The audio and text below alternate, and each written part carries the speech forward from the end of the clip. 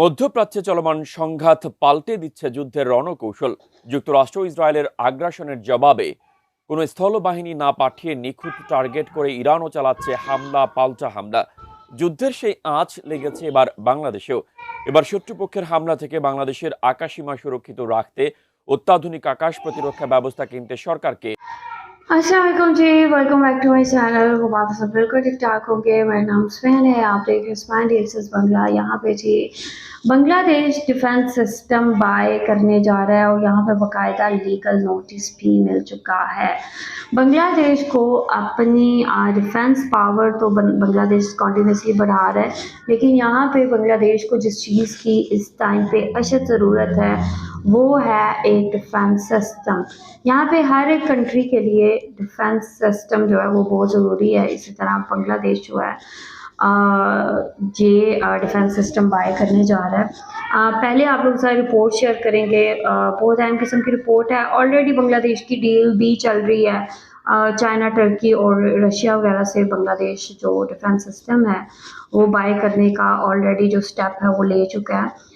पहले रिपोर्ट देखते हैं। चैनल पे न्यू है तो प्लीज़ चैनल को सब्सक्राइब करें और वीडियो को लाजमी लाइक करें ताकि ये वीडियो ज़्यादा दूर तक जा सके। तो पहले चलते हैं, देखते हैं वीडियो। Let's go.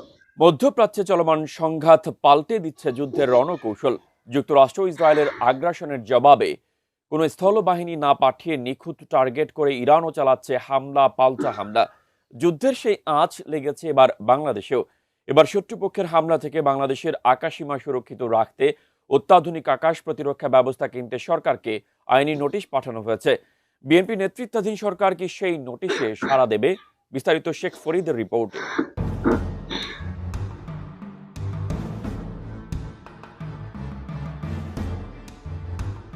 জাতীয় নিরাপত্তা ও সার্বভৌমত্ব রক্ষায় অবিলম্বে অত্যাধুনিক আকাশ প্রতিরক্ষা ব্যবস্থা ক্রয় করতে সরকারকে আইনি নোটিশ পাঠানো হয়েছে। সেই সঙ্গে নিজস্ব প্রযুক্তিতে আকাশ প্রতিরক্ষা ব্যবস্থা তৈরির জন্য গবেষণা ও উন্নয়ন কার্যক্রম চালু করতে বলা হয়েছে নোটিশে। 24 মার্চ জনস্বার্থে এই আইনি নোটিশ পাঠান সুপ্রিম কোর্টের আইনজীবী মোহাম্মদ মাহমুদুল হাসান। রাষ্ট্রীয় বিভিন্ন প্রতিষ্ঠানের সংশ্লিষ্ট দায়িত্বশীল বরাবর এই নোটিশ পাঠানো হয়। এর মধ্যে রয়েছেন মন্ত্রিপরিষদ সচিব, প্রতিরক্ষা মন্ত্রণালয়ের সচিব, অর্থ মন্ত্রণালয়ের সচিব, সশস্ত্র বাহিনী বিভাগের প্রিন্সিপাল স্টাফ অফিসার এবং বাংলাদেশ সমরাস্ত্র কারখানার কমান্ড্যান্ট। নোটিশে উল্লেখ করা হয়েছে আধুনিক যুদ্ধক্ষেত্রের কৌশল বদলে গেছে। বর্তমানে প্রচলিত স্থল যুদ্ধের চেয়ে মিসাইল ও ড্রোন হামলা অনেক বেশি তীব্র হচ্ছে। বিভিন্ন গণমাধ্যম ও প্রতিরক্ষা বিশ্লেষকদের প্রতিবেদন অনুযায়ী বাংলাদেশে বর্তমানে একটি কার্যকর ও পূর্ণাঙ্গ আকাশ প্রতিরক্ষা ব্যবস্থা মারাত্মক ঘাটতি রয়েছে। এই অবস্থায় কোনো বিদেশি রাষ্ট্র কর্তৃক আক্রমণ হলে সামরিক স্থাপনার পাশাপাশি বেসামরিক নাগরিকদের জীবনও চরম ঝুঁকিতে পড়বে। নতুন বাংলাদেশ গড়তে এলো জুলফিকার স্টিল। জুলফিকার স্টিল, ইস্পাত দৃঢ় অঙ্গীকার। এছাড়া আঞ্চলিক অস্থিতিশীলতা, প্রতিবেশী মিয়ানমারে চলমান গৃহযুদ্ধ এবং ভূরাজনৈতিক উত্তেজনার বিষয়টি নোটিশে উল্লেখ করা হয়েছে। এতে বলা হয়, প্রতিবেশী দেশ ভারত এরই মধ্যে রাশিয়ার অত্যাধুনিক S-400 প্রতিরক্ষা ব্যবস্থা স্থাপন করেছে। এই প্রেক্ষাপটে আঞ্চলিক ভারসাম্য ও সামরিক প্রতিরোধ সক্ষমতা বজায় রাখতে বাংলাদেশেরও অবিলম্বে মার্কিন প্যাট্রিয়ট অথবা সমমানের উন্নত চীনা আকাশ প্রতিরক্ষা ব্যবস্থা ক্রয় করা প্রয়োজন। একই সঙ্গে বিদেশি নির্ভরতা কমাতে নিজস্ব প্রযুক্তি উদ্ভাবনে গবেষণা কার্যক্রম শুরু করা কৌশলগতভাবে অপরিহার্য। সংবিধানের 31 ও 32 অনুচ্ছেদের কথা উল্লেখ করে নোটিশে বলা হয়, নাগরিকদের জীবনের অধিকার এবং আইনের আশ্রয় লাভের অধিকার নিশ্চিত করা রাষ্ট্রের সাংবিধানিক দায়িত্ব। দেশের আকাশসীমা প্রতিরক্ষাহীন রাখা সরকারের সাংবিধানিক কর্তব্যের চরম অবহেলা এবং জনগণের মৌলিক অধিকারের সরাসরি লঙ্ঘন। নোটিশে আগামী 15 দিনের মধ্যে এ বিষয়ে পদক্ষেপ নিতে অনুরোধ করা হয়েছে। নির্ধারিত সময়ের মধ্যে কোনো পদক্ষেপ না নেওয়া হলে সংবিধানের 102 অনুচ্ছেদ অনুযায়ী হাইকোর্টের রিট পিটিশন দায়ের করা হবে বলে নোটিশে উল্লেখ করা হয়েছে। Sheikh Farid, ATN news.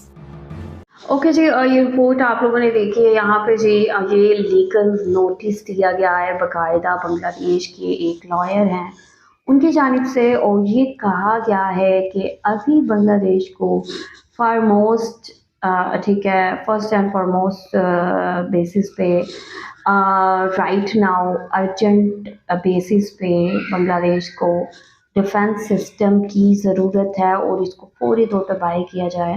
और अभी जो चीज़ें चल रही हैं, जो वॉर की सिचुएशन बनी हुई है, इसमें बहुत ज़्यादा इम्पोर्टेंट है कि बांग्लादेश अपने डिफेंस को मजबूत करे, ताकि कोई भी ऐसी चीज़ होती है तो बांग्लादेश अपनी कंट्री का दफा कर सके, अपनी लोगों को सेव कर सके।